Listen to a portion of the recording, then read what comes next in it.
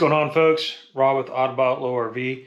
So in this video, we're going to start or continue putting our engine back together on our FL350. And in the last video, we got the cylinder on, we got the piston on, and now we're going to continue on. Now, one of the things that we got to do here is we got to torque down the cylinder bolts.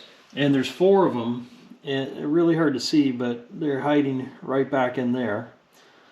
And now the manual says you got to torque it down with between 27 and 35 pounds of torque. And if you look in there, there's no way you're going to be able to get a torque wrench in that area. Just show you one more time here. You can't get a socket on it to get to that nut, and let alone a torque wrench, which maybe you could do it on these 2 front ones, but if you look in the back, there's no way you're going to get a torque wrench in there. So how do you do this in this sort of situation where you can't actually get a torque wrench in there? Well, we're going to have to fib it a little bit. So there might be better ideas out there. I don't know. The idea that I had is to take a torque wrench here. So this is my standard Icon torque wrench, and I set it up to 32 pounds of torque. And I also have my actual wrench that I'm going to torque the wrench on. And over here I got a bolt on the vise.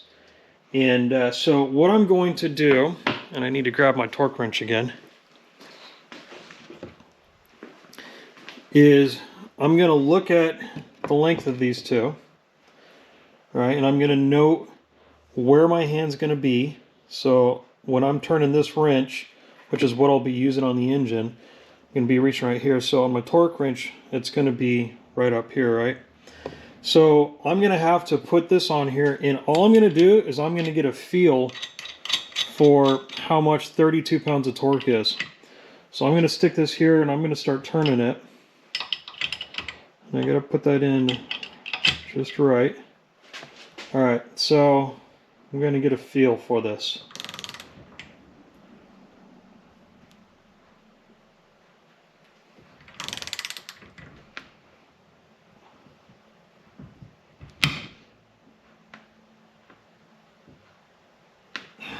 Oh, my bolt's moving. I got to fix this real quick.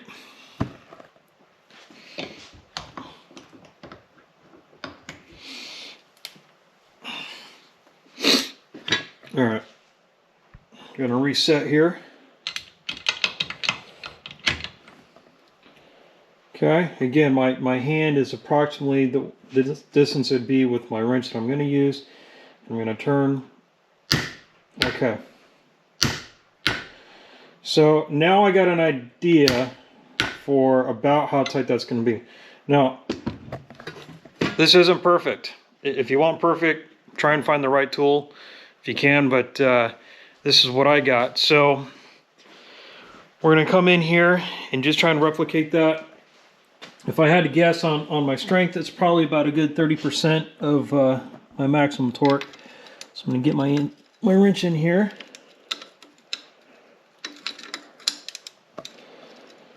See if I can get it in. Set the camera down.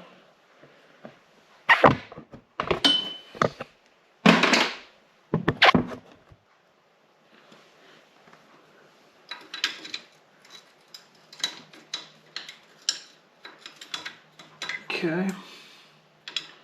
Can't use the ratcheting end on that, so I'm going to have to use the open end.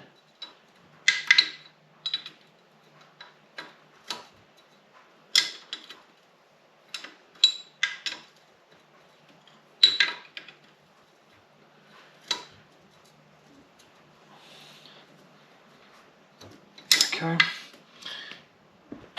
I think I actually got to get a different wrench. I was hoping to be able to use the open end or the ratchet end on this, but it's just a little too big. So I'm going to have to redo this process with a different wrench. So I'm going to pause it here, and then we'll be back once I get the other wrench.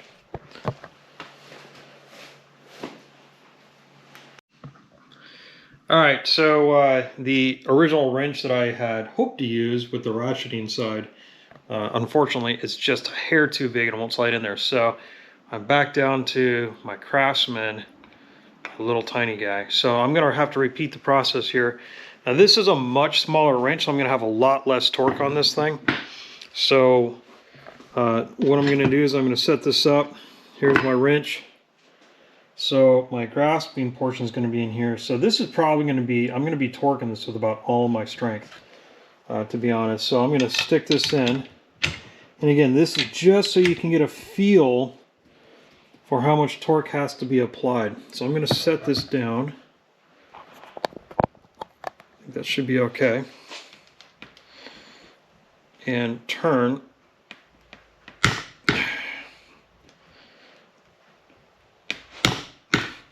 So that's probably a good 70% of my strength. That's what I got to bring when I tighten down the machine. So let's go over here. Let's start tightening this. I'm going to set this camera down, tilt it up. I think you should be able to see that. All right. So I got to get this thing in. Okay, so that's probably about 60%. This is the receipt. You want to be very careful. You definitely do not want to strip out these nuts. Okay, that's about 70%.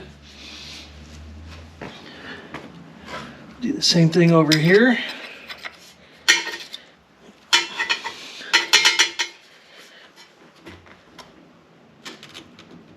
Okay, just a little bit more. See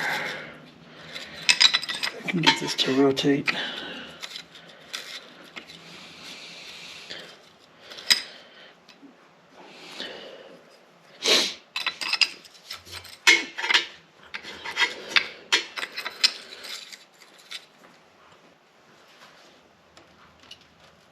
Okay.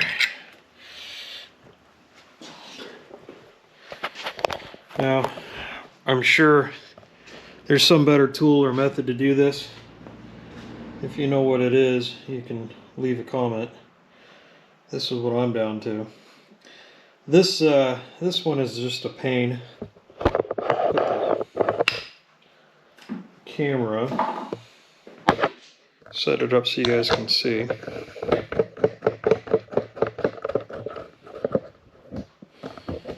And it might be a little dark in here. We'll go with it though. So this one is right here. This one was the hardest one to get off with the fuel tank here. If I'd taken the fuel tank off, it would have been real easy, but that's about 60. We'll do one more little turn. Okay. There we go. Now, the last bolt, definitely probably not going to be able to see it. Maybe I can get a camera or a flashlight in there.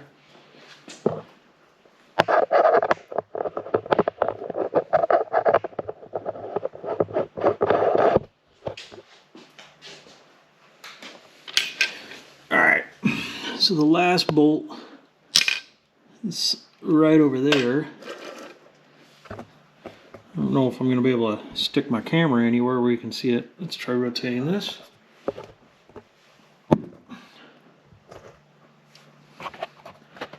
Flip this guy up. At least kind of see that now.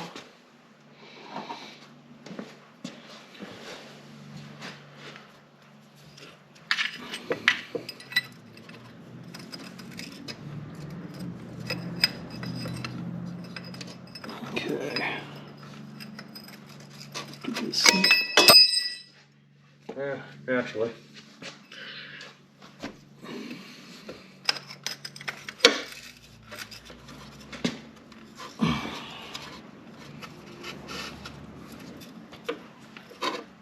Okay.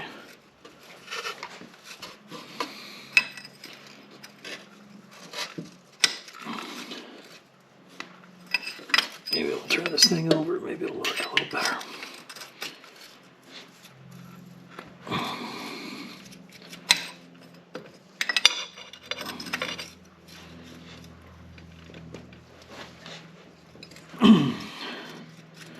It's about 60%. We're gonna hit the clutch there naturally.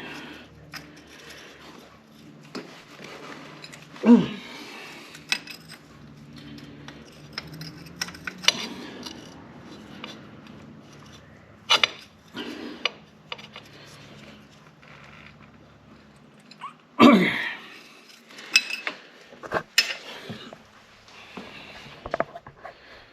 All right, now we got to go back and repeat the process and see how these things are torqued.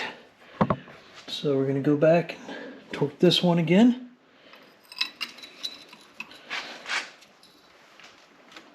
Okay, torque this one again. Can't really even get in here. There we go. Okay.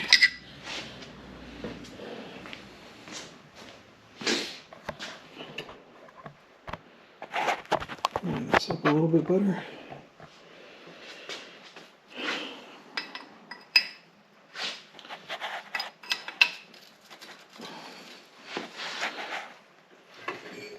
Oh, moving the whole machine now.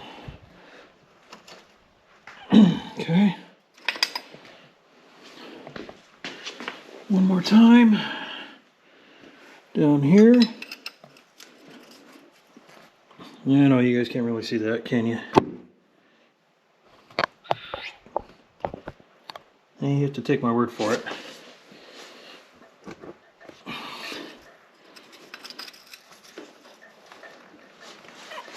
Okay.